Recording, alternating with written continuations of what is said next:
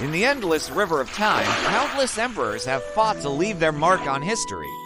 They built monuments, wrote epic poems, and etched their names into stone, all to be remembered forever.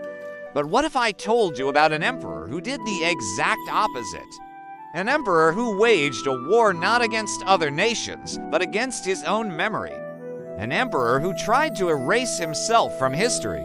This isn't a myth. It's a true story, hidden in the shadows of the past, waiting to be told. Our journey begins not in a grand palace, but in a dusty, forgotten corner of a museum, where a strange artifact was discovered. It was a royal decree, but unlike any other. The emperor's name, his titles, his very existence had been systematically scraped away, leaving behind a ghostly silhouette of power. Who was this phantom emperor, and why did he want to disappear?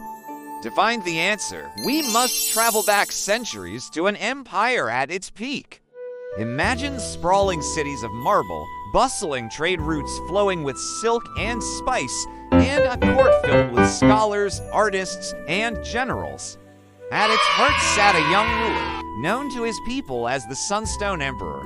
He was brilliant, charismatic, and beloved. He expanded the empire's borders, ushered in a golden age of prosperity, and his praise was sung in every corner of the land. His name was on every coin, every statue, every official document. He was, by all accounts, destined for eternal glory. But glory, he would soon learn, comes at a price. The story passed down through whispers and fragmented text speaks of a prophecy. An old mystic, brought before the court, foretold a future where the emperor's legacy would bring about a great calamity. His name, the very symbol of his power, would become a curse, dooming his people to an age of darkness. The prophecy was specific, terrifyingly so. It described a chain of events, starting with a star falling from the sky, followed by a river running red, and ending in the collapse of the empire he had built. At first, the emperor dismissed it as the ramblings of a madman. He was a man of logic and reason, not superstition, but then the unthinkable happened. A meteorite blazed across the night sky, crashing into a remote mountain province. Weeks later, a tributary of the great river turned a deep crimson, not from blood, but from a rare algal bloom. The court was in a panic. The prophecy was coming true. The Sunstone Emperor was faced with an impossible choice. He could hold onto his power, his name, his place in history, and risk the downfall of his entire civilization. Or he could sacrifice the one thing every ruler craves, immortality. He could become a ghost. This is where the story takes a sharp, almost unbelievable turn. He didn't just abdicate the throne, he began a systematic campaign to erase himself.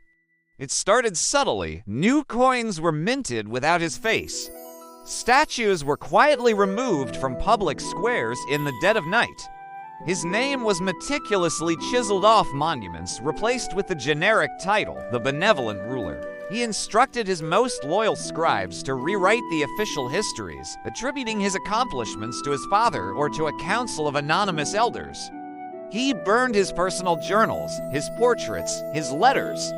He even forbade the people from speaking his name, punishable by law.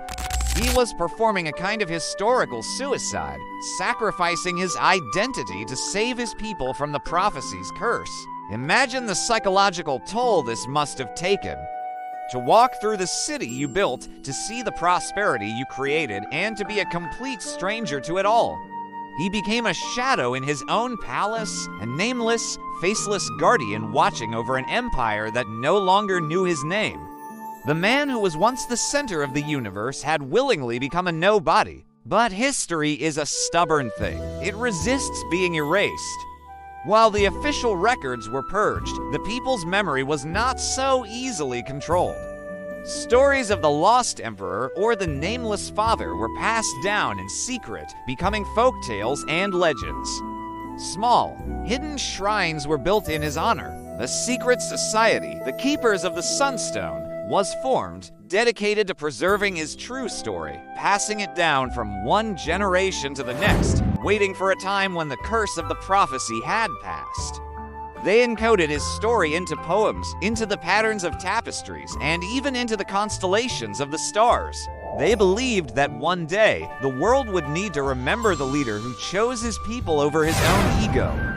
And that brings us back to the present. For decades, historians were baffled by this period. They saw a golden age with a gaping hole at its center, a time of incredible achievement with no attributable leader.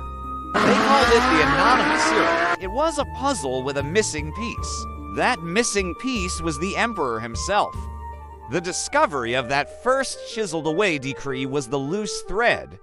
Pulling on it, archaeologists and linguists began to find more clues. They used advanced imaging technology to read the ghost-like impressions left on stone, revealing the scraped-out name. They decoded the secret messages hidden in the folk tales and the tapestries of the keepers. Slowly, painstakingly, the phantom began to take shape. The Sunstone Emperor's story challenges our entire understanding of power and legacy. We are taught that to be great is to be remembered. But he showed us that true greatness might lie in the willingness to be forgotten.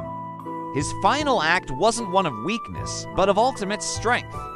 He didn't lose the war against history. He chose a different kind of victory.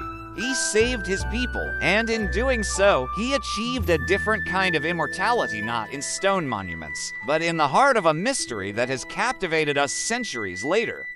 His empire did not fall. The age of darkness never came. Did he truly break the prophecy, or was it all just a series of incredible coincidences? We may never know for sure, but his story leaves us with a profound question. What is a legacy? Is it the name you leave behind, or the world you leave behind? If this journey into the shadows of history pulled you in, imagine where the next one will take you. The past is filled with whispers and forgotten truths, waiting for someone to listen. Subscribe, like, and share. Your next adventure starts right here. Thanks for watching.